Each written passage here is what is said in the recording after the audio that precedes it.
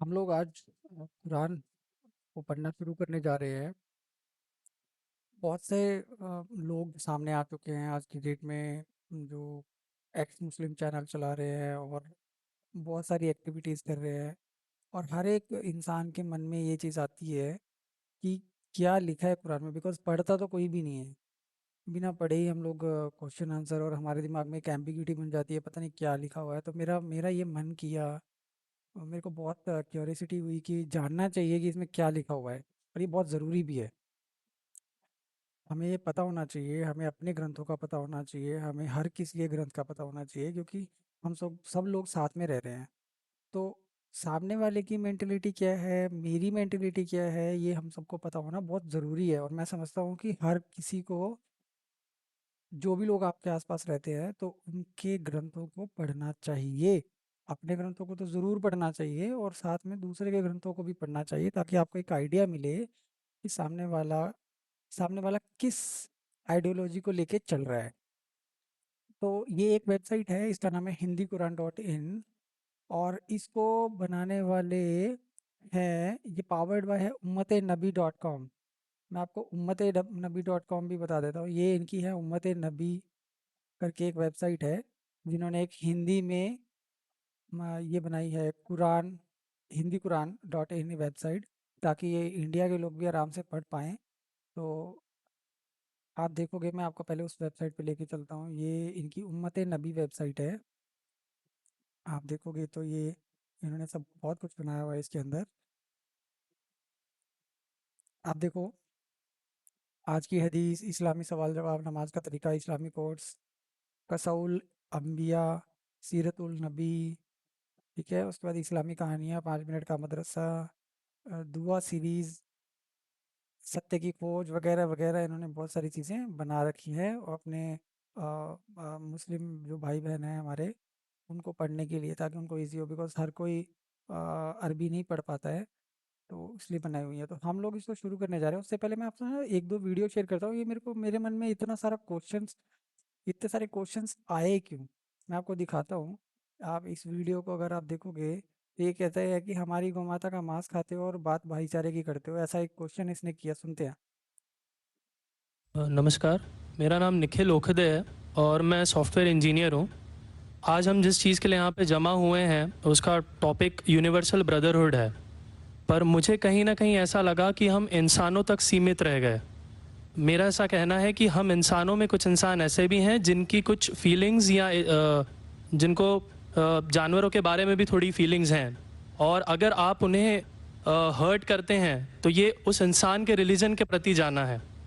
तो मेरा ये मानना है कि भगवान कुछ नहीं है, सिर्फ एक यूनिवर्सल ब्रदरहुड का माध्यम है, ताकि एक भगवान को हम पूजें या इबादत करें और इसके थ्रू हम यूनाइट हो जाएं।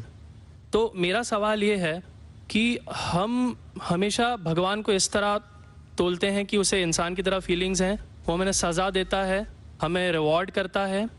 पर हमारे अलावा इस यूनिवर्स में, मैं उस वर्ड पे स्ट्रेस करूंगा, यूनिवर्स में जानवर भी हैं जिनका काम इस भगवान के बिना चल रहा है, जिनमें कोई फीलिंग्स नहीं है, ना वो कुरान पढ़ते हैं ना बाइबल पढ़ते हैं। वो भी जीवित हैं, हम भी जीवित हैं। हमें एक गुमान हो गया है कि हम थोड़े स्मार्ट हैं, पर वो भी इस सृष्टि अभी हम इसके क्वेश्चन पे नहीं जाते हैं। मैं ये, जैसे ही इसके मन में क्वेश्चन उठ रहे हैं, ऐसे क्वेश्चन मेरे मन में भी उठते हैं, और आप सब लोगों के भी मन में उठते होंगे। यही क्वेश्चन लेके मैं इस कुरान को एक्चुअली पढ़ने जा रहा हूँ, कुरान शरीफ को।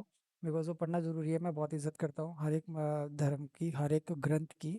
हमें हम पढ़ते हैं इसको, हम जानते हैं क्वेश्चन जो हमारे मन में उठ रहे हैं, क्योंकि आज बहुत सारे क्वेश्चन कुरान के अगेंस्ट खड़े हो रहे हैं, कि भाई कुरान गलत आपको ये देता है, गाइडेंस देता है। हम पढ़ेंगे उसको, क्या वो इंसानियत के साथ चलती है, क्या इंसानियत के लिए सब कुछ कहती है। बिकॉज बहुत बहुत सारे लोग हैं, वो आज क्वेश्चन कर रहे हैं कि इसमें आयत में ये लिखा हुआ है, ये औरतों के अगेंस्ट है, ये इंसानियत के खिलाफ है। तो मेरे ख्याल से बहुत ज़रूरी है कि हम लोग पढ़े। दूसरी, मैं आपको जिजिया के ऊपर एक, मैंने ये एक वीडियो देखी थी, अभी अभी जस्ट मैं देख ही रहा था, एक्सप्लोर कर रहा था, तो ये आई थी वीडियो मेरे सामने। हम सुनते हैं जिजिया क्या होती है। तो ये जिजिया, ये टैक्स होता है।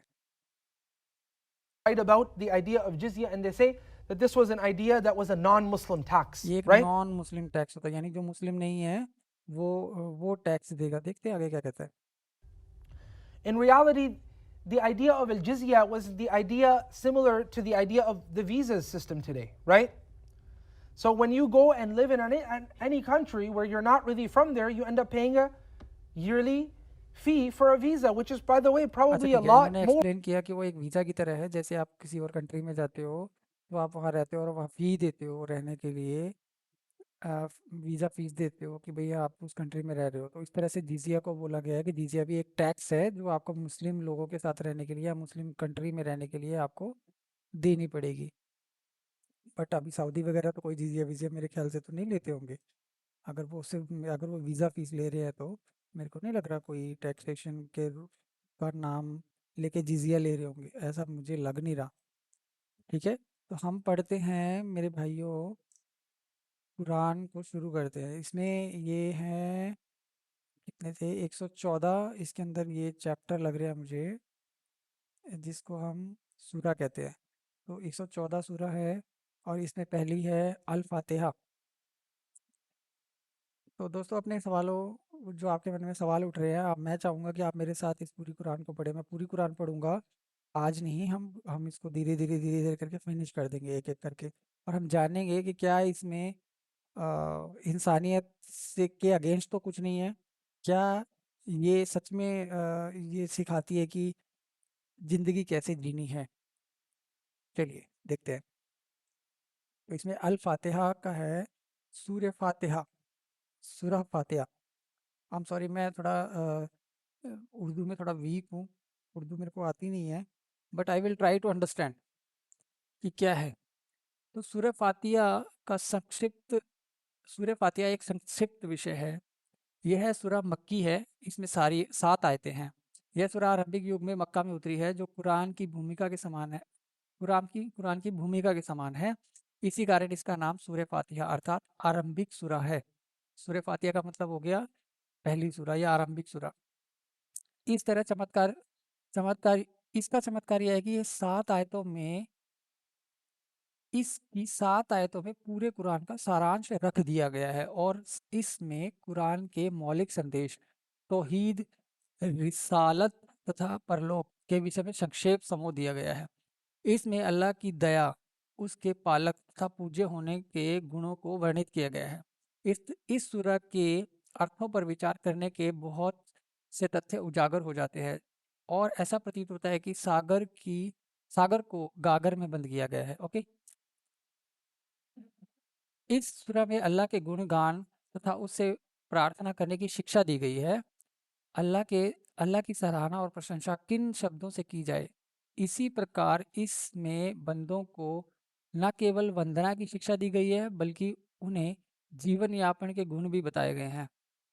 ओके, तो इसमें जिसको हमारे मुस्लिम भाई इबादत कहते हैं, इबादत का तरीका बताया गया है। यानी हमारे जो हिंदू भाई है वो ये बोलते हैं कि अ, उपासना, उपासना यानी हम लोग हमारे हिंदू भाई बहन जो हैं वो पूजा पाठ करते हैं, और उपासना कहा जाता है उसको। जैसे हम लोग पहले हमारे जो ऋषि मुनि थे वो साधना करते थे, तो साधना, उपासना और इबादत कुछ सिमिलर जैसा लगता है, तो मेरे ख्याल से ये वही है। उसमें ये चीज़ बताई गई है, ऐसा बोला गया है यहाँ पर। और यानी अल्लाह के गुणगान कैसे किए जाएं ये बताया गया है। अल्लाह ने इससे पहले बहुत से समुदायों को सुपथ दिखाया, सुपथ यानी सही रास्ता दिखाया, किंतु उन्होंने कुपथ को अपना लिया। यानी कुपथ को अपना लिया, अल्लाह ने बहुत से समुदायों को सुपथ दिखाया, यानी बहुत से समुदायों को, किंतु उन्होंने कुपथ अपना लिया। यानी समुदाय वो जो मुस्लिम नहीं है, वो वाले समुदायों को दिखाया। तो सुपथ वो है जो मुस्लिम धर्म में चलता है, कुपथ वो है जिन्होंने नहीं अपनाया। ऐसा कहा गया है क्या इसमें? मेरे को ऐसा ही लग रहा है। और इसमें उसी कुपथ के अंधेरे से निकलने की दुआ है। अच्छा, ओके, यानी अगर कोई गलत रास्ते पे चला गया है तो उसे वहां से निकालने की दुआ है इस सूरा में। बंदा अल्लाह से मार्गदर्शन के लिए दुआ यानी प्रार्थना करता है, तो अल्लाह उसके आगे पूरा कुरान रख देता है कि यह सीधी राह से तू खोज रहा है, अब मेरा नाम लेकर इस पर चल पड़। ओके, तो इसमें हम पढ़ते हैं सूरह क्या बोलते हैं, कितनी सूरह हैं इसमें, 7 है ना। ठीक है। अल्लाह के नाम से जो अत्यंत कृपाशील तथा दयावान है, सब प्रशंसाएं अल्लाह के लिए है और सारे संसारों का पालनहार है, जो सारे संसारों का पालनहार है। ठीक है। जो अत्यंत कृपाशील और दयावान है। ठीक है। जो प्रतिकार के दिन का मालिक है। प्रतिकार देखो, इन्होंने यहाँ पर पूरा बताया गया प्रतिकार का मतलब क्या है। प्रतिकार के दिन का मालिक है यानी बदले के दिन का मालिक है। प्रतिकार बदले के दिन से अभिप्राय प्रलय के दिन से है, यानी प्रलय यानी सृष्टि का अंत। सृष्टि का अंत ना, प्रलय यही मतलब होता है ना हिंदी में। आयत का भावार्थ यह है कि सत्य धर्म स- भावार्थ यह है कि सत्य धर्म प्रतिकार के नियमों पर आधारित है, अर्थात जो ऐसा करेगा वो वैसा भरेगा। ओके। ओके, यानी हम जैसा करेंगे वैसा भरेंगे, यानी अगर हम किसी ने किसी को नुकसान पहुंचाया तो हमारा भी नुकसान किसी न किसी तरीके से हो ही जाएगा। जैसा कोई जौ बोकर गेहूं की तथा आग में कूदकर शीतल होने की आशा नहीं कर सकता, ऐसे ही भले बुरे कर्मों का भी अपना स्वाभाविक गुण और प्रभाव होता है। फिर संसार में भी कुकर्मों का दुष्परिणाम कभी कभी देखा जा सकता है, परंतु यह भी देखा जा सकता है कि दुराचारी अत्याचारी सुखी जीवन में निर्वाह कर लेता है। परंतु यह भी देखा जाता है कि दुराचारी और अत्याचारी सुखी जीवन निर्वाह कर लेता है और उस पर उसकी पकड़ इस संसार में नहीं होती। ये ठीक बात है। कभी कभी ऐसा होता है, हिटलर है, उसने पूरी लाइफ अच्छी जी, लास्ट में अपने आप को गोली मार ली। इसलिए न्याय के लिए एक दिन अवश्य होना चाहिए। ओके। अच्छा, उनका न्याय जो अच्छा अच्छा करके अच्छा जीवन जी के चले गए लेकिन काम सारे बुरे किए, उनके लिए एक दिन अवश्य होना चाहिए और उसी का नाम कयामत यानी प्रलय है। प्रतिकार के दिन का मालिक होने का अर्थ यह है कि संसार में उन सभी इंसानों को अधिकार और राज्य दिए गए हैं, परंतु प्रलय के दिन सब अधिकार उसी का रहेगा और वही न्यायपूर्वक सबको उनके कर्मों का प्रतिफल देगा। दोस्तों, मैं चाहता हूँ कि आप लोग मेरे साथ ये कुरान पढ़ें, मेरे साथ साथ चलते रहे। हम लोग इसको पूरी पढ़ लेंगे, ये ज़्यादा बड़ी नहीं है, इसमें ज़्यादा आयतें नहीं है। और हम हदीसों पे नहीं जाएंगे, हदीसों पे इसलिए नहीं जाएंगे क्योंकि खुद सऊदी अरेबिया ने हदीसों को बैन कर दिया है। उसने कहा है कि वो रीज़न नहीं पता मुझे क्यों बैन किया, मे बी सूट नहीं कर रही होंगी उनकी कंट्री को, इसीलिए उन्होंने बैन कर दिया। अ, अब अगर सूट नहीं कर रही हैं तो जायज़ सी बात है, कुछ ना कुछ उनको गलत लग रहा होगा तभी उन्होंने बैन किया है, ऐसा मैंने सुना है। अगर ऐसा नहीं है तो आप मुझे प्लीज़ गाइड करिएगा। अच्छा, अगली आयत क्या बोलती है। हे अल्लाह, हम केवल तुझी को पूजते हैं और केवल तुझी से सहायता मांगते हैं। इन आयतों में प्रार्थना, अच्छा मैं एक आपको चीज़ बता दूं, हिंदी में कन्वर्ट करने पे हालांकि ये पूजा नहीं करते हैं क्योंकि ये इबादत करते हैं। इबादत और पूजा वैसे मुझे नहीं लगता अलग अलग होती है, एक ही होती है,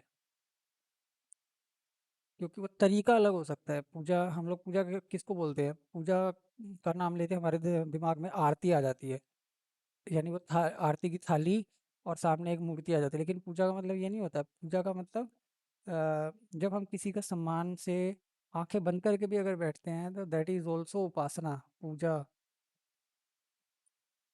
तो ज़रूरी नहीं है थाली घुमानी है तो वही पूजा होती है। पूजा का मतलब होता है किसी भी तरह से पूज्य, जैसे हम बोलते हैं, जो हमारे लिए सम्माननीय है, जो हमारे लिए सम्मान से भी ऊपर है, उसको हम पूज्य कहते हैं। तो वो पूज्य का मतलब ये नहीं है कि थाली लेके ही खड़े हो जाओगे तो पूजा होती है। पूजा हम लोग मन से भी कर सकते हैं। अगर आप मंदिर नहीं जा रहे हो तो अगर आप मन में अगर ईश्वर को सम्मान देते हो, अल्लाह को सम्मान देते हो, तो वो भी पूजा ही है एक तरह की, मेरा मानना ये है। तो इसमें कहा गया है कि आयत आयत क्या कह रही है कि हम केवल तुझी को पूछते हैं और केवल तुझी से सहायता मांगते हैं। ठीक है, बहुत अच्छी बात है। इन आयतों में प्रार्थना के रूप में मात्र अल्लाह ही की पूजा और उसको सहायतार्थ गुहारने की शिक्षा दी गई है।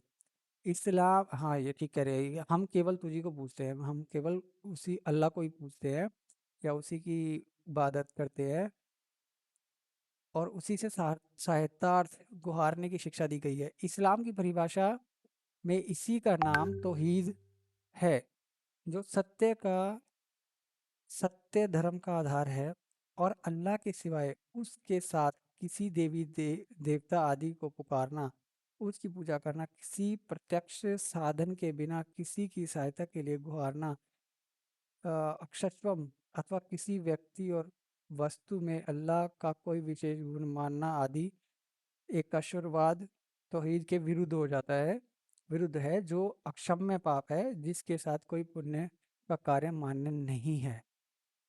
अब ये इसने पता नहीं ये नरेशन कहाँ से लिखी है, बट दिस इज एक्सट्रीमली,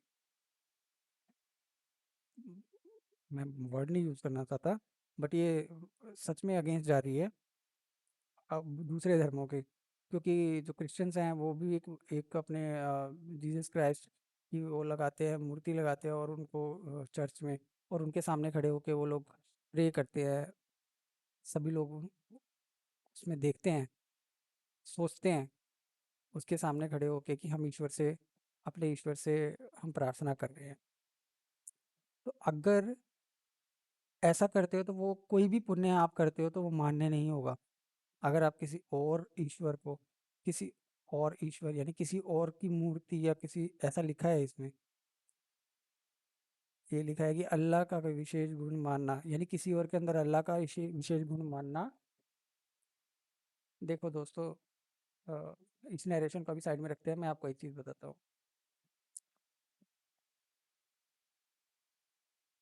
जो हमारा सिख धर्म है उसमें कहा गया है कि एक नूर ते सब जग उपजा, कौन भले को मंदे। और एक इसका मतलब तो आप समझ ही गए होंगे, अगर आप इंडिया से हैं तो आप समझ गए होंगे कि एक ही नूर से पूरा का पूरा संसार बना है। एक ही नूर मतलब एक ही अ, आत्मा से, अगर हम आध्यात्मिक दृष्टि से बोलते हैं तो वो एक ही आत्मा से सभी लोग जितने भी आप देख रहे हो वो एक ही नूर से हैं, यानी एक ही रोशनी से बने हुए हैं। ठीक है, आई डोंट नो, एक नूर ते सब जग उपजा, कौन भले को मंदे। और एक और उसमें सिख में वो सिखों में एक बोले जाती है, एक मैंने सुना था कि कोई बोले राम राम, कोई बोले राम राम, कोई अल्लाह है, कोई बोले गुसैया, कोई अल्लाह है। ऐसा एक शब्द है, मैंने सुना है। यानी अगर आप कुछ भी बोल रहे हो तो वो एक ही है, आपने बस नाम अलग अलग रखे हैं। ऐसा ऐसा दृष्टिकोण सभी धर्म देते हैं। बट मैं, क्योंकि अभी मैंने कुरान पढ़ना शुरू किया है, तो ये हमें सूरह फातिहा यानी शुरुआत में ही दिख गया कि हमें और किसी को नहीं मानना है। मानना क्या होता है, हमें किसी को नहीं मानना है, और हमें सिर्फ अल्लाह को ही मानना है। हमें सिर्फ अल्लाह का ही नाम लेना है और किसी का नाम ही नहीं लेना है, ऐसा इसमें दिखाई दे रहा है। ओके, नो प्रॉब्लम, आगे चलते हैं। दिस इज रॉन्ग, बट हमें, क्योंकि बहुत सारे लोग तो यार दूसरे को भी मानते हैं। अब ये यानी आपका नज़रिया क्या हो गया कि आप दूसरों को गलत मान रहे हो। ये नरेशन गलत लिखी हुई है भाई। ठीक है, अगला है, हमें सुपथ यानी सीधा मार्ग दिखाओ। बहुत अच्छा है, हे ईश्वर, हे अल्लाह, हमें सीधा मार्ग दिखाओ। उसके बाद है, उनका मार्ग जिन पर तूने तूने पुरस्कार किया। अब इसका नरेशन पढ़ते हैं। इस आयत में सुपथ यानी सीधी राह का चिन्ह बताया गया है। ठीक है, सीधी मार्ग का चिन्ह बताया गया है कि यह उनकी राह है जिन पर अल्लाह का पुरस्कार हुआ है, उनकी नहीं जो प्रकोपित हुए, और न उनकी जो सत्य मार्ग से बहक गए। ठीक है, हमें वो वाला मार्ग दिखाओ। उनका नहीं जिन पर तेरा प्रकोप हुआ, और न ही उनका जो कुपथ यानी गुमराह हो गए। अब फिर नरेशन पढ़ते हैं इसकी, यानी हमें वो राह दिखाओ जिन पर पुरस्कार, जिन पर तूने पुरस्कार किया। ठीक है, वो ऐसा ऐसा रास्ता हमें दिखाओ। उनका नहीं जिन पर आपने प्रकोप किया, यानी आप उनसे गुस्सा हो गए। ऐसा मार्ग हमें मत दिखाना, ऐसा रास्ता हमें मत दिखाना। तो इसकी नरेशन है, प्रकोपित से अभिप्राय वो जो सत्य धर्म से जानते हुए मात्र अभिमान अथवा अपने पूर्वजों की परंपरागत प्रथा के मोह में अथवा अपनी बड़ाई के जाने के भय से नहीं मानते। कुपथ यानी कुपथ से अभिप्राय वह है, यानी गुमराह हो जाने से अभिप्राय वह है जो सत्य धर्म के होते हुए उससे दूर हो गए, यानी जिन्होंने इस्लाम छोड़ दिया या इस्लाम नहीं माना और देवी देवताओं आदि में अल्लाह के विशेष गुण मान कर उनको रोग निवारण, दुख दूर करने और सुख संतान आदि के लिए गुहारने लगे। ये देखो, इधर जा रहे हैं हम लोग। ये लिखा है कि "म- हे ईश्वर, हे अल्लाह", क्या लिखा है? प्रकोपी से अभिप्राय है कि सत्य धर्म जानते हुए, सत्य धर्म यानी इस्लाम को कहा गया है। ये नरेशन ही ऐसी लिखी है या इन्होंने जानबूझ के बना दिया है ऐसा? यानी आप देवी देवताओं में अगर आप विशेष गुण मान के अल्लाह का आप उनको लगाने लगते हो, अगर आप ईश्वर से या किसी और देवी देवता से अगर आप हेल्प मांगते हो, उनको प्रार्थना करते हो, उनसे हेल्प मांगते हो, हेल्प मांगना प्रार्थना ही होता है ना, हेल्प मांगते हो, प्रार्थना करते हो, तो आप बहके हुए हो, गुमराह हो, ऐसा ये नरेशन बोल रही है। ठीक है, अगली सूरा पढ़ते हैं हम लोग, नेक्स्ट सूरा। यानी ये अगर आप देवी देवताओं को पूजते हो तो वो आप कुरान की नज़र में आप गुमराह हो। तो मैं आप लोगों को बताना चाहता हूँ, या ये समझो कि ये मेरे को लगता है ये नरेशन इसने बहुत ख़राब लिखी है, क्योंकि ये तो अगर कोई सोचता है कि जो देवी देवताओं को पूज रहा है वो गुमराह है, तो उसका नज़रिया आपको देखकर कैसा होगा? ईश्वर, माय गॉड, वो आपको क्या मानेगा? गुमराह मानेगा, यानी आपको वो मानेगा कि इसका दिमाग खराब है, ये सही नहीं है। This is the this is the reason of conflict. मुझे ऐसा लगता है जो हमारे मुस्लिम भाई हैं वो क्यों हम लोगों के साथ आपने देखा, नोटिस किया होगा कई बार, वो आपको समझाने की कोशिश करते हैं, वो जस्टिफिकेशन देने की कोशिश करते हैं कि आप गलत हो, हम सही हैं कई चीज़ों में। बट वो रीज़न क्या है? वो जो ये चीज़ जो अगर उन्होंने पढ़ी है या वो इसको मान रहे हैं, उनकी फैमिली कल्चर में, उनके फैमिली बैकग्राउंड में अगर ये चीज़ें चलती आ रही हैं, तो उनको, हाँ, उनको कोई भी हिंदू और अदर धर्म का आदमी गलत ही लगेगा। नेक्स्ट सूरा पढ़ते हैं, सूरा बकरा। सूरा बकरा संक्षिप्त परिचय। यह सूरा मदनी है, इसमें 286 आयतें हैं। बहुत बढ़िया भाई, हमें 1 घंटे का वो करना है। ठीक है, 1 घंटे से ज़्यादा की वीडियो नहीं बनाएंगे, बिकॉज वो बहुत लंबी हो जाएगी। तो सूर्य बकरा में हम जितना पढ़ पाएंगे हम पढ़ लेंगे, उससे आगे हम फिर नेक्स्ट वीडियो में चलेंगे। सूरह बकरा संक्षिप्त परिचय। यह सूरह मदनी है, इसमें 286 आयतें हैं। यह सूरह कुरान की सबसे बड़ी सूरह है। इसके एक स्थान पर बकरा अर्थात गाय की चर्चा आई है, जिसके कारण इसका नाम दिया गया है। इसकी आयतें 1 से 21 तक इस पुस्तक में परिचय देते हुए बताया गया है कि किस प्रकार के लोगों को मार्गदर्शन को स्वीकार करेंगे, किस प्रकार के लोग इस मार्गदर्शन को स्वीकार करेंगे और किस प्रकार के लोग इसको स्वीकार नहीं करेंगे। आयतें 22 से 29, हम क्या करें, हम सीधा पढ़ने शुरू कर देंगे आयतें। अल्लाह के नाम से जो अत्यंत कृपाशील, नहीं यार पढ़ लेते हैं, इसका इंट्रोडक्शन क्या कहती है। 22 से 29 तक सर्वसाधारण लोगों को अपने पालनहार की आज्ञा का पालन करने के निर्देश दिए गए हैं, और इसमें विमुख हो जाने पर उनके हम एक काम करते हैं, 1 से 21 तक पढ़ लेते हैं पहले। हाँ, इसमें कंटिन्यूस है, 1 से 21 तक पढ़ लेते हैं, हम पढ़ते ही चले जाते हैं यार। अल्लाह के नाम से जो अत्यंत कृपाशील तथा दयावान है, ये यहाँ पर लिखा हुआ है इसमें ऐसा, अल्लाह के नाम से जो अत्यंत कृपाशील तथा दयावान है। अलिफ लाम मीम, ऐसा क्यों लिखा है इन्होंने?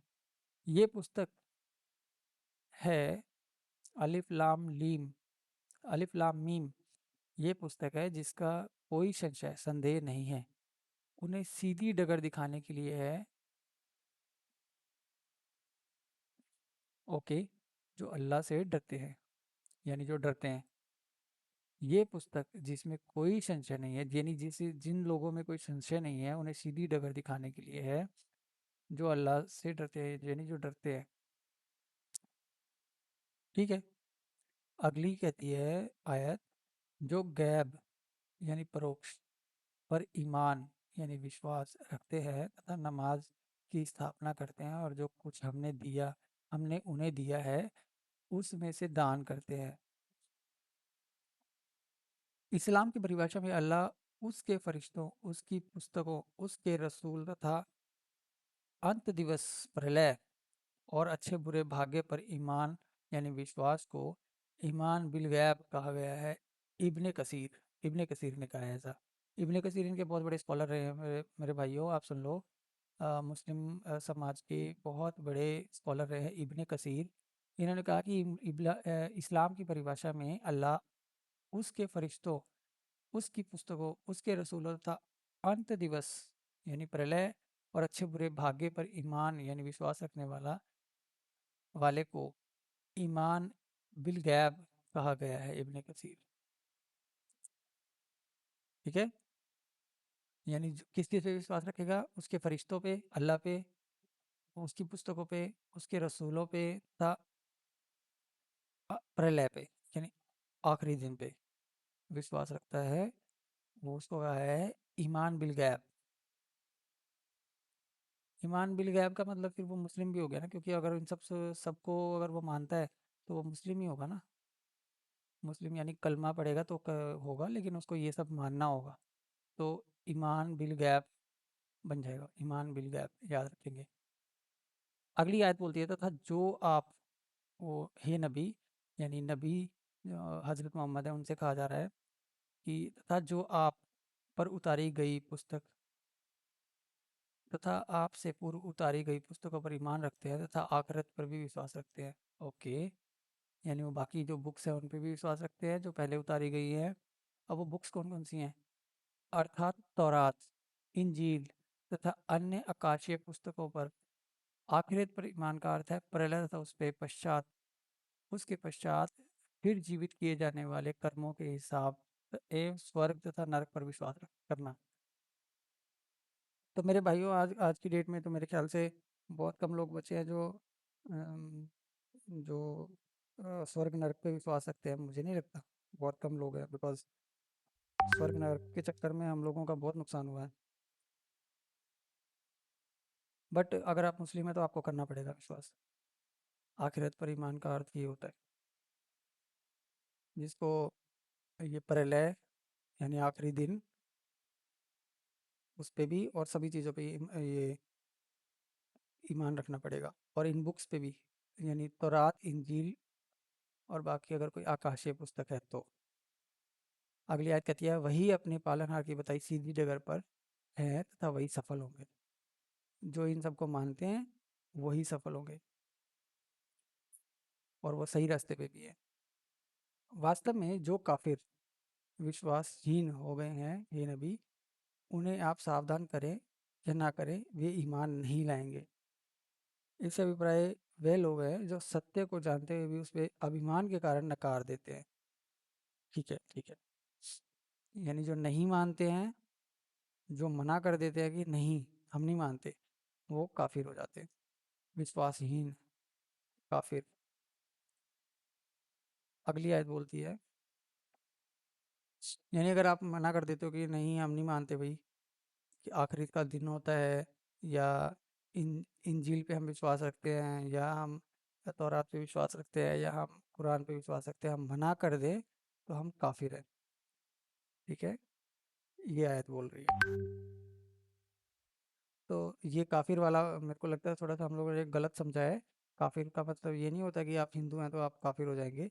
अगर आप अगर आप कहते हो कि नहीं मुझे इस पे विश्वास है कि हाँ, ये बुक्स हैं, कुरान है, तौरात है, इंजील है, और हाँ कि हम मानते हैं कि भाई इसमें जो लिखा है वो सही लिखा है, तो आप काफिर नहीं हो सकते, मेरे को जहाँ तक समझ आया। अगर आप इस आयत को देखें तो उसका मतलब काफिर वो है जो ये नरेशन लिखी है। आप मत नकारो ना भाई, मत नकारो, आप कह दो कि हाँ ठीक है, तो अगर आप फिर आप काफिर नहीं होते हो। बट उससे क्या ही फर्क पड़ता है आज की डेट में। चलो आगे पढ़ते हैं। अल्लाह ने उनके दिलों तथा कानों पर मुहर लगा दी है और उनकी आंखों पर पर्दे पड़े हैं तथा उन्हीं के लिए घोर यातना है। यानी काफिरों के मन में कानों पर मोहर लगा दी है और उनकी आंखों पर पर्दे हैं तथा उन्हीं के लिए घोर यातना है।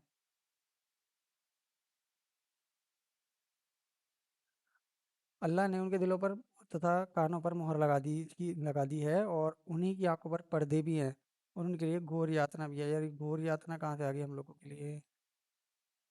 हम लोगों के लिए घोर यातना है, पर ये यातना कैसे है? पढ़ते आगे पढ़ेंगे तो हम सीखेंगे ये यातना क्या होती है।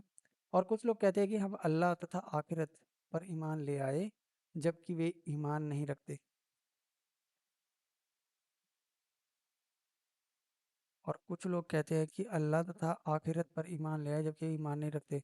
प्रथम आयत में अल्लाह ने ईमान वालों को स्थिति की चर्चा करने के पश्चात दो आयतों में काफिरों की दशा का वर्णन किया, और जब उन मुनाफिकों दुविधावादियों की दशा बता रहा है जो मुख से तो ईमान की बात करते हैं लेकिन दिल से अविश्वास रखते हैं। हम्म वे अल्लाह तथा जो ईमान लाए उन्हें धोखा देते हैं। यानी जो लोग ऑलरेडी ईमान ले आ चुके हैं, यानी जो मुस्लिम बन चुके हैं, और अल्लाह को भी धोखा देते हैं, जो अंदर से विश्वास नहीं करते। ऊपर से तो कह देते हैं कि हाँ मानते हैं, लेकिन अंदर से नहीं मानते। तो वो लोग अल्लाह को और बाकी मुसलमानों को धोखा देते हैं, जबकि वे स्वयं अपने आप को धोखा देते हैं, परंतु वे इसे समझते नहीं।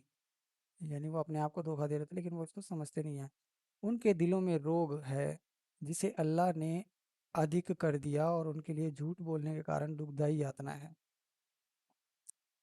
यानी उनके मन में दुविधा है, रोग है, कष्ट है। कष्ट मतलब, रोग मतलब कि उनका उनका जो दिल है या उनका जो दिमाग है वो समझ नहीं रहा है, ऐसा कह रही है ये आयत। जिस अल्लाह ने और अधिक कर दिया है, अल्लाह ने और अधिक कर दिया है उस दुविधा को। ओके।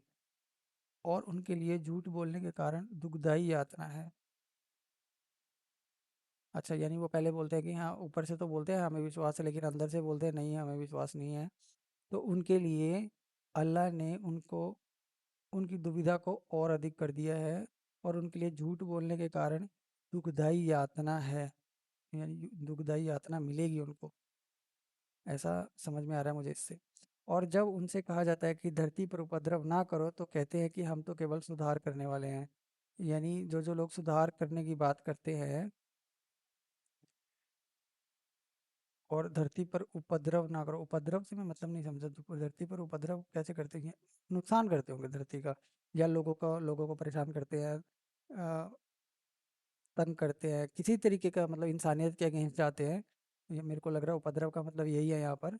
अगर उनसे कहा जाता है कि धरती पर उपद्रव ना करो, तो कहते हैं कि हम केवल सुधार करने वाले हैं। यानी अच्छा, ऐसे लोग भी होते होंगे जो जो इंसानियत के अगेंस्ट चले जाते हैं और फिर अपने आप को कहते हैं कि हम सुधार करने वाले हैं।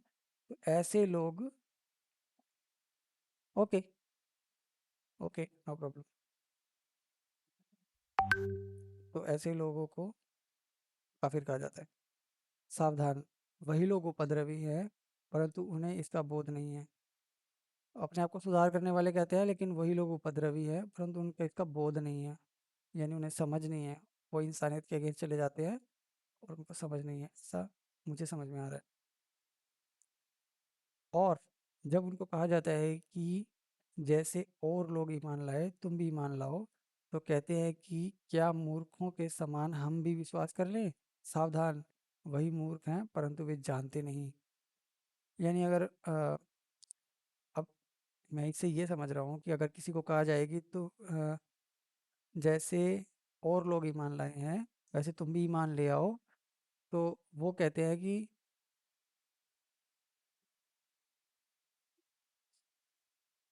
एक सेकंड दोस्तों, होल्ड करना।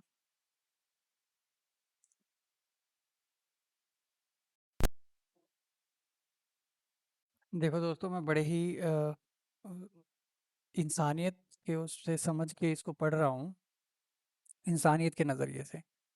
ठीक है? एक, ना हिंदू हो के, ना मुस्लिम हो के, ना सिख हो के, ना ईसाई हो के, ना ही यहूदी हो के, मैं किसी भी नज़रिए से नहीं पढ़ रहा हूँ, मैं इसको इंसानियत के नज़रिए से पढ़ रहा हूँ। Let's see what Quran says.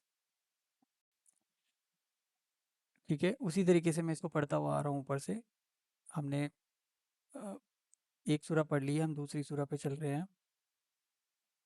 तो ये है, और जब उनसे कहा जाता है कि तुम कि जैसे और लोग ईमान लाएं तुम भी ईमान लाओ, तो कहते हैं कि क्या मूर्खों के समान हम भी विश्वास कर लें। अभी इससे पहले आया था कि जो मूर्ति की पूजा करते हैं, ऐसी एक आयत आई थी ऊपर, है ना, जो दूसरे भगवान यानी अल्लाह का नाम ना लेकर, यानी उस जो शक्ति है, जो पावर है, जिसने जो इस पूरी सृष्टि का पालनहार माना जाता है, इस पूरी सृष्टि को बनाने वाला माना जाता है, अगर हम उसका नाम अल्लाह ना लेकर कुछ और लेते हैं, उसका नाम बदल देते हैं, तो मैं इंसानियत के नज़रिए से सोच रहा हूँ, अगर हम उसका नाम चेंज कर देते हैं तो दैट इज़ बैड, वो नहीं माना जाएगा, वो गलत है कुरान के नज़रिए से।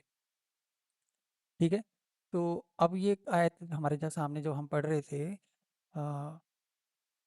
ठीक है, इसमें कह रहे हैं कि जब उनसे कहा जाता है कि जैसे और लोग ईमान लाए तुम भी ईमान लाओ, तो कहते हैं कि मूर्खों के समान के हम भी विश्वास कर ले, सावधान, वही मूर्ख हैं, यानी जो ऐसा कहते हैं वो मूर्ख है, परंतु वो जानते नहीं है, यानी वो ना समझें, ऐसा मैं समझता हूँ, ये आयत बोल रही है। यह दशा उन मुनाफिकों की है, नरेशन बोल रहे हैं हम इसकी, यह दशा उन मुनाफिकों की है जो अपने स्वार्थ के लिए मुसलमान हो गए हैं परंतु दिल से इनकार करते रहे। अच्छा, मुनाफिकों की है, मुनाफिक वो हो गए फिर यहाँ पर जो स्वार्थ के लिए तो मुसलमान हो गए हैं लेकिन दिल से नहीं मानते कि हम ऐसा, ऐसे लोग भी होते हैं क्या? हाँ, वो है ना, एक्स मुस्लिम चैनल चल रहे हैं आजकल बहुत सारे हमारे देश में, देखो आप, वो वही लोग हैं। एक्स मुस्लिम हो गए तो वो तो बाहर ही निकल गए ना, वो भी नहीं है, मुनाफिक भी नहीं है, वो तो कुछ और ही है। अगली आयत बोलती है, तथा जब वे ईमान वालों से मिलते हैं तो कहते हैं कि हम ईमान लाए, और जब अकेले में अपने शैतानों के साथ होते हैं तो कहते हैं कि हम तुम्हारे साथ हैं, यानी वो शैतानों से कहते हैं कि हम तुम्हारे साथ हैं जब अकेले में होते हैं, और जब ईमान वालों से मिलते हैं, यानी ये मुस्लिम भाइयों से मिलते हैं, तो बोलते हैं हम तुम्हारे साथ हैं, हम तो मात्र परिहास कर रहे हैं। अच्छा, यानी वो जब अपने शैतानों के साथ होते हैं, वो ये शैतान कौन है, प्रमुखों के साथ होते हैं, तो कहते हैं कि हम तुम्हारे साथ हैं, हम तो मात्र परिहास कर रहे थे।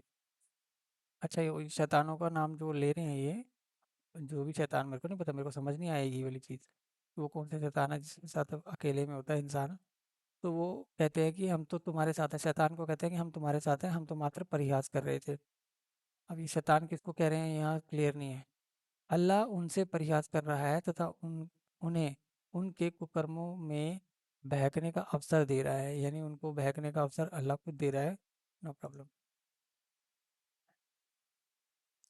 मतलब ठीक है, वो जो ऑल माइटी गॉड है और अल्लाह है, ईश्वर है, जो भी है, वो आपको खुद खुली छूट दे रहा है, आपकी डोर ढीली कर रहा है कि आप कर लो क्या करना है। वो उनके अल्लाह उनके साथ कुछ मजाक कर रहा है, जबकि अगर वो इंसान कह रहा है कि हम प्रयास कर रहे हैं, शैतानों को कह रहा है, और वो शैतान कौन है मुझे नहीं पता चल रहा है यहाँ पर, जब वो अकेले में होता है तो वो शैतानों के साथ होता है, वो प्रयास कर रहा है, ऐसा बोलता है कि हम तो प्रयास कर रहे थे, शैतानों को कहता है, तो अल्लाह कह रहे हैं कि अल्लाह उनसे प्रयास कर रहा है तथा उन्हें उनके कुकर्मों में बहकने का मौका भी दे रहा है, अवसर भी दे रहा है। अगली आयत है, ये वे लोग हैं जिन्हें सीधी डगर के बदले गुमराही खरीद ली है, परंतु उनके व्यापार में लाभ नहीं हुआ और न ही उनके सीधी डगर पाई। ठीक है, ओके, यानी ऐसे लोग जो मना करते हैं वो सीधी डगर पे नहीं है, और उन्हें अपने व्यापार में लाभ भी नहीं हुआ और ना ही उनको सीधी डगर पाई। और यहाँ व्यापार मेरे ख्याल से आध्यात्म से है, अध्यात्म का मतलब ऊपर वाले की, अ, यानी अगर आपने ऊपर वाले की इबादत की, ईश्वर की पूजा अर्चना की, या जो भी किया, उससे आपको जो भी आपके अच्छे कर्म जो आपके पास एक हैं, वो यहाँ पर उसको व्यापार कहा गया है। तो जो भी आपने अच्छे कर्म किए उससे आपको लाभ नहीं हुआ, यानी आपने अपने जो भी अच्छा करना चाहा अपनी आध्यात्मिक दृष्टि से, उसमें आपको फायदा नहीं मिलेगा। अगर आपने गुमराही खरीद लिया तो कुपथ, यानी अगर आप अल्लाह को नहीं मान रहे हैं तो आपको सिर्फ अल्लाह को ही मानना है, ऐसा यहाँ पर कहा गया है। उनकी दशा उनके जैसी है जिन्होंने अग्नि सुलगाई, और जब उनके आसपास उजाला हो गया तो अल्लाह ने उनका उजाला छीन लिया। उनकी दशा उनकी जैसी है जिन्होंने अग्नि सुलगाई और जब उनके आसपास उजाला हो गया तो अल्लाह ने उनका उजाला छीन लिया तथा उन्हें ऐसे अंधेरे में छोड़ दिया जिसमें उन्हें कुछ दिखाई नहीं देता, जिसमें मेरे को समझ नहीं आया इसका क्या मतलब है। उनकी दशा उनके जैसी है जिन्होंने अग्नि सुलगाई और जब उनके आसपास उजाला हो गया तो अल्लाह ने उनका उजाला छीन लिया तथा उन्हें ऐसे अंधेरे में छोड़ दिया जिनमें उन्होंने जिनमें उन्हें कुछ दिखाई नहीं देता। यानी प्रेजेंटली अगर वो कोई लाइफ जी रहा है, मैं ऐसा समझ रहा हूँ इससे, प्रेजेंटली अगर वो कोई लाइफ जी रहा है और उसने अपने लिए अग्नि सुलगाई यानी अपने आप को वार्म करने के लिए कुछ सेटलमेंट्स कुछ अरेंजमेंट्स किए और अपनी लाइफ को अच्छा बिताने के लिए, तो उनके पास उजाला हो गया यानी वो ठीक है, वो सक्सेसफुल लाइफ जी रहा है। तो अल्लाह ने उनसे उजाला छीन लिया, यानी फिर अल्लाह उनसे वो ये सब चीज़ें छीन लेगा, तो उन्हें ऐसे अंधेरे में छोड़ दिया जाएगा जिनमें उसको कुछ भी दिखाई नहीं देगा, यानी फिर उनको मुसीबतें आ जाएंगी। कुल मिलाने के ये है, वे गूंगे बहरे तथा अंधे हैं अतः अब वे लौटने वाले नहीं। यानी वो अंधे बहरे गूंगे हैं, वो लौटने वाले नहीं, यानी वो इस्लाम कबूल नहीं करेंगे। अथवा उनकी दशा आकाश की वर्षा के समान है जिनमें और क, अंधेरे और कड़क तथा विद्युत हो। वे कड़क के कारण मृत्यु के भय से अपने कानों में उंगलियां डाल लेते हैं और अल्लाह काफिरों को अपने नियंत्रण में लिए हुए है। यह दूसरी उपमा भी दूसरे प्रकार के मुनाफिकों की दशा की है।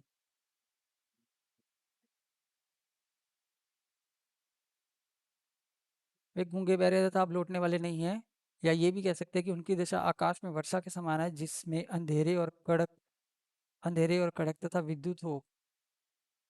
वे कड़क के कारण मृत्यु के भय से अपने कानों में उंगलियां डाल लेते हैं और अल्लाह काफिरों को अपने नियंत्रण में लिए हुए है। इससे मतलब क्या निकलता है कि वे अंधे बहरे गूंगे हैं और वो लौटने वाले नहीं, यानी वो इस्लाम नहीं नहीं कबूल करने वाले। तो उन या उनको ऐसा भी कहा जा सकता है कि उनकी दशा, ये उन्होंने ब्रैकेट में डाल दिया समझाने के लिए, चलो अच्छी बात है। उनकी दशा आकाश की वर्षा के समान है, आकाश से वर्षा के समान है जिसमें अंधेरे और कड़क तथा विद्युत हो। आकाश में वर्षा के समान है जिसमें अंधेरा हो, विद्युत कड़क के साथ यानी आवाज के साथ विद्युत हो। वे कड़क के कारण मृत्यु के भय से अपने कानों में उंगलियां डाल लेते हैं।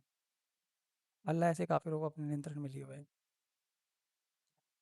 ठीक है, यानी वो जानबूझ के वो कहने का मतलब वो जानबूझ के सुनना नहीं चाहते, ऐसा कहा गया है इसमें।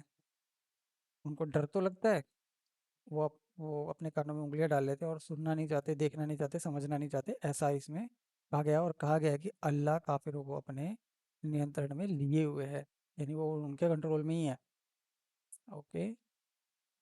विद्युत उनकी आँखों को उचक लेने के समीप हो जाती है, जब उनके लिए चमकती है तो उसके उजाले में वो चलने लगते हैं और जब अंधेरा हो जाता है तो खड़े हो जाते हैं, और यदि अल्लाह चाहे तो उनके कानों को बहरा और उनकी आँखों को अंधा कर दे। निश्चय अल्लाह जो चाहे वो कर सकता है। ठीक है। कहने का मतलब कि जब उनको हल्की सी रोशनी आती है तो वो चलने लगते हैं, यानी वो आसमान में बिजली का एग्जांपल दिया है कि जब वो बिजली चमकती है तो उनको थोड़ा सा दिखाई देता है, वो चलने लगते हैं।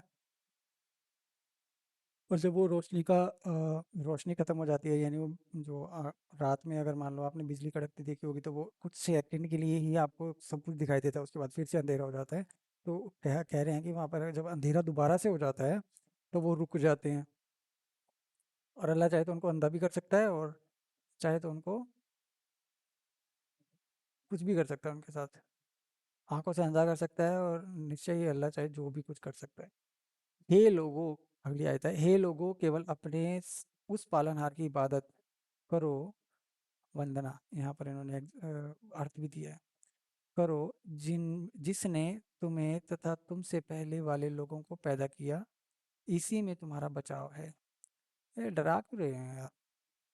आप मान लो और धर्मों में अगर आप नहीं करते हो, और दूसरे धर्म जो हैं उसमें आप नहीं करते हो, जो भी आप करते हो, यानी आप प्रेयर नहीं करने जाते हो, आप कहीं विजिट नहीं करते हो अपने प्लेसेस पे जहाँ पे जो भी आपका स्पिरिचुअल पाथ है उसके लिए कुछ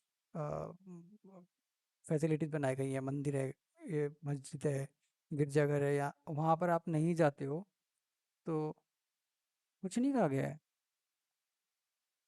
नहीं जाते कोई बात नहीं, आप जहाँ पे भी आप मन में आप कर सकते हो, जहाँ तक मैं समझता हूँ। उनकी इबादत करो जो आपका पालन है, जिसने तुम्हें और तुमसे आने वाले पहलों को पैदा किया है, इसी में तुम्हारा बचाव भी है। ओके, अच्छी बात है, करनी चाहिए भाई। जिसने धरती को तुम्हारे लिए बिछोना तथा गगन को छत बनाया और आकाश से जल बरसाया, फिर उनके लिए प्रत्येक प्रकार के खाद्य पदार्थ उपजाए, तथा अतः जानते हुए भी उसको साझी ना बनाओ। अर्थात जब यह जानते हो कि तुम्हारा उत्पत्ति तथा पालनहार अल्लाह के सिवा कोई नहीं है, तो वंदना भी उसी की करो जो उत्पत्ति तथा पूरे विश्व का व्यापक व्यवस्थापक है। ठीक है, नो प्रॉब्लम। देखो भाई, कह रहे हैं कि जिसने तुम्हें धरती की तुम्हारे लिए बिछौना बनाया, गगन को तुम्हारे लिए छत बनाया और आकाश से जल बरसाया, फिर उससे उससे तुम्हारे लिए प्रत्येक प्रकार के खाद्य पदार्थ उपजाए, अतः यह जानते हुए भी कि ये सब अल्लाह ने किया है, तो उसके साजी ना बनाओ। यानी उसको साजी ना बनाओगे तो गलत है, यानी उसको अगर तुम नहीं मानोगे तो गलत है। और यदि तुम उसमें कुछ संदेह हो, जो अथवा कुरान में संदेह हो, तो हमने अपने भक्त पर उतारा है, ठीक है, तो उसके समान कोई सुरह ले आओ, उसके समान कोई सुरह ले आओ, और अपने समर्थकों को भी जो अल्लाह के सिवा हों बुला लो, यदि तुम सच्चे हो। यानी जो लोग नहीं मानते अल्लाह को, तुम्हें कुछ संदेह हो या कुरान पे कोई डाउट हो, जो हमने भक्त पर उतारा है, यानी हजरत मोहम्मद पे उतरा था कुरान, उन्होंने ये बताया था, तब लिखा गया था। तो अगर तुम्हें कोई संदेह हो तो अपने समर्थकों को ले आओ, अल्लाह के सिवा जो जिनको भी तुम मानते हो उनको बुला लो, अगर तुम सच्चे हो तो। अब इसका नरेशन कहता है, आयत का भावार्थ यह है कि नबी को सत्य होने का प्रमाण आप पर उतारा गया कुरान है, यदि अपनी बताई बनाई बात नहीं है। अच्छा, यह उनकी अपनी बनाई बात नहीं है। कुरान ने ऐसी चुनौती अन्य आयतों में भी दी है। देखिए सूरह कसस आयत 49, इस्र आयत 88, हूद आयत 13 और यूनस आयत 38। और यदि न ये न करें कर सकें सको यदि यह न कर सको तथा कर भी न यदि यह न कर सको तथा कर भी नहीं सकोगे, तो उस अग्नि से बचो जिसका ईंधन मानव तथा पत्थर होंगे। अच्छा, ऐसी अग्नि जिसमें मानव तथा, ये मेरे ख्याल से उसकी बात कर रहे हैं, नरक की। एक सेकंड दोस्तों, मेरा एक फोन आ रहा है। यहाँ पे मेरे ख्याल से नरक की बात हो रही है। ये नरक ही है, लिखा है अग्नि, नरक से बचो जिसका ईंधन मानव तथा पत्थर होंगे। यानी अगर तुम नहीं मानते हो, ऐसा नहीं लिखा है इसमें कि नहीं मानते हो तो तुम नरक में जाओगे, ऐसा नहीं है अभी तक।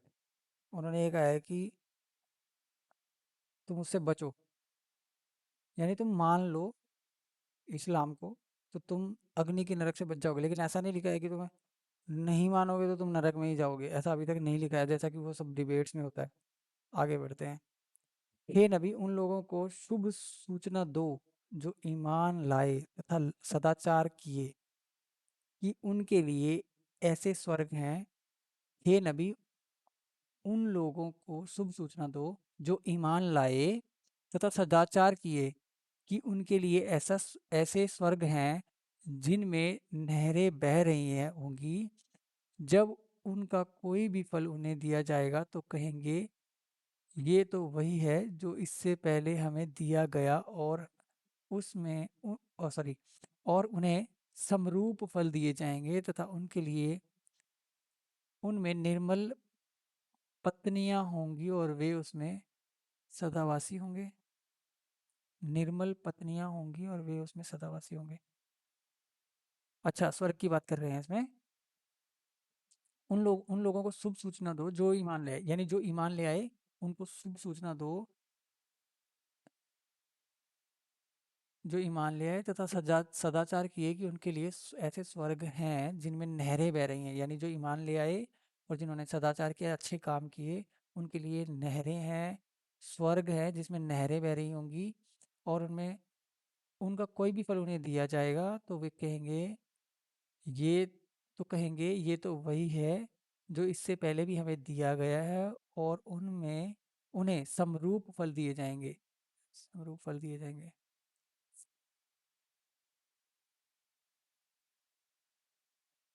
अच्छा, इसका कहने का मतलब, फल का मतलब खाने वाला फल नहीं है मेरे ख्याल से यहाँ पर। कहने का मतलब है कि वहाँ पर जो जो भी आपके कर्मों के फल, ये कर्मों के फल की बात हो रही है, जब उनका कोई भी फल दिया जाएगा तो वो कहेंगे कि ये तो वही है जो इससे पहले हमें दिया गया और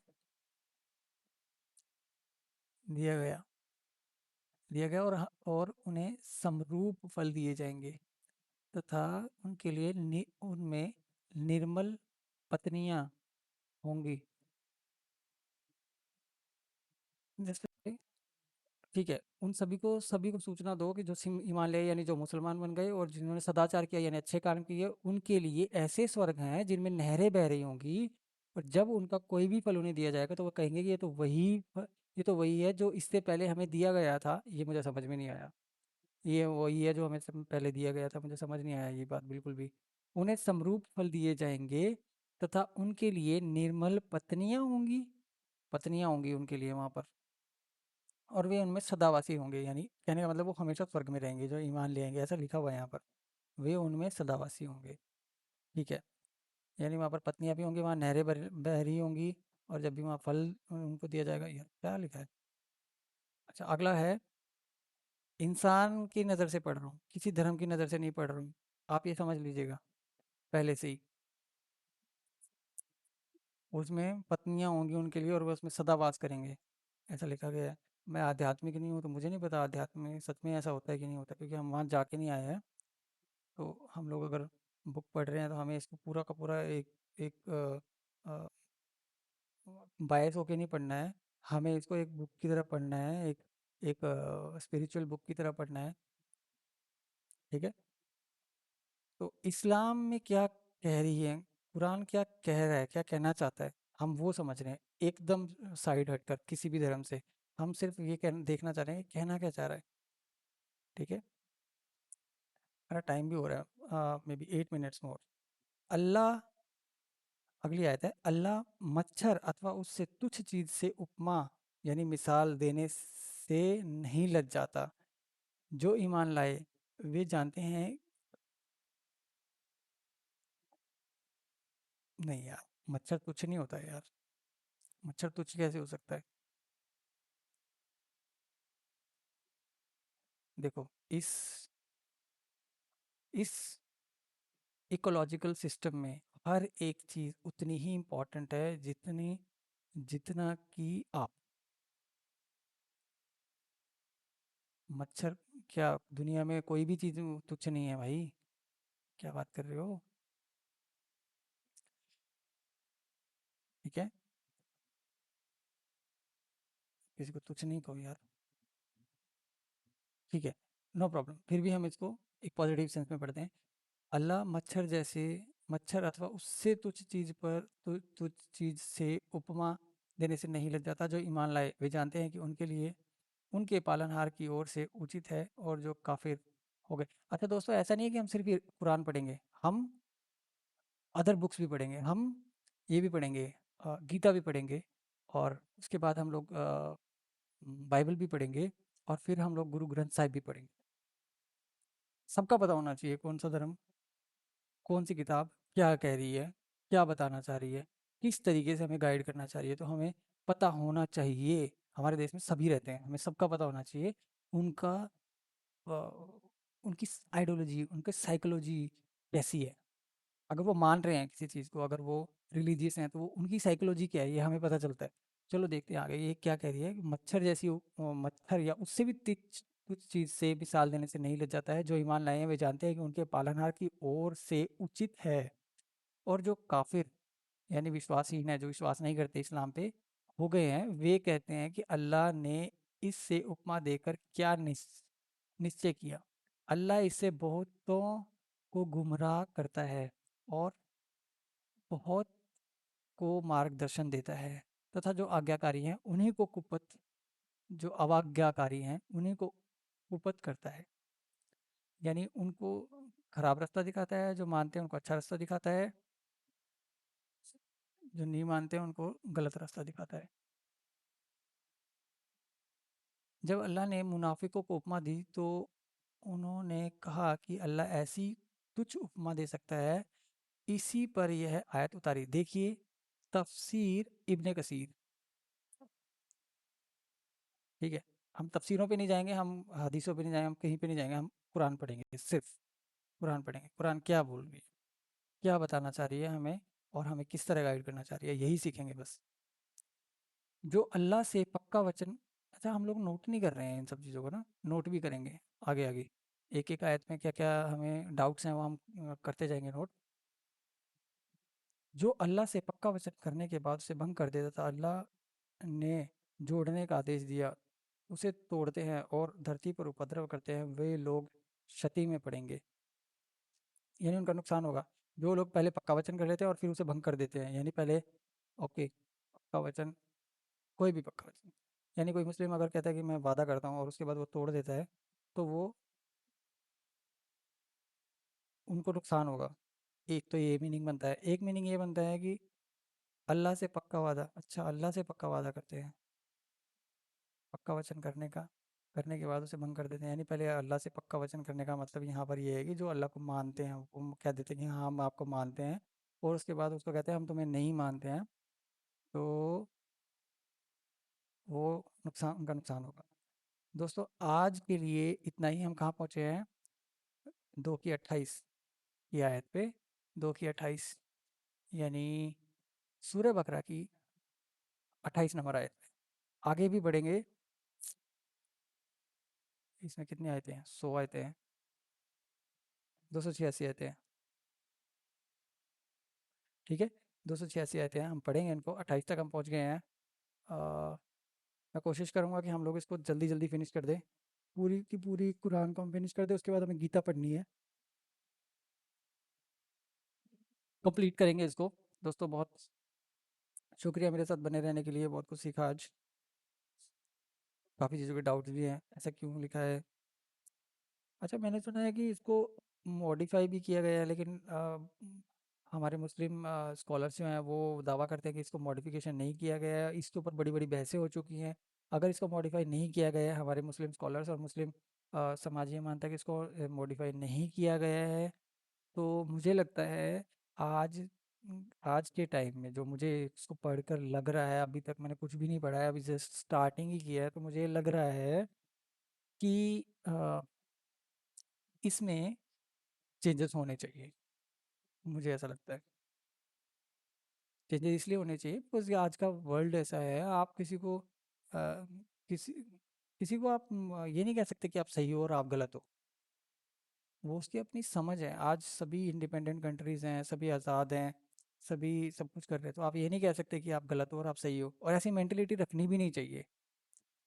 सच और अच्छी चीज़ें हमेशा ऊपर आती हैं, आपको फोर्स नहीं करना चाहिए किसी को कि आप गलत हो आप सही हो।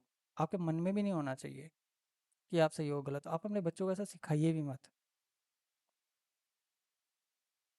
कि आप सही हो और आप गलत हो, ऐसा मत सिखाओ धर्म को लेके। ठीक है, दूसरी चीज़ों में सिखाओ, जैसे वो बिजनेस करना चाहता है तो बिजनेस में बताओ। मेरे कहने का मतलब ये है, आप बिजनेस में आप कौन सा बिजनेस करना चाहते हो अपने बच्चों को सिखाओ, अगर आपकी एक्सपर्टीज़ है तो।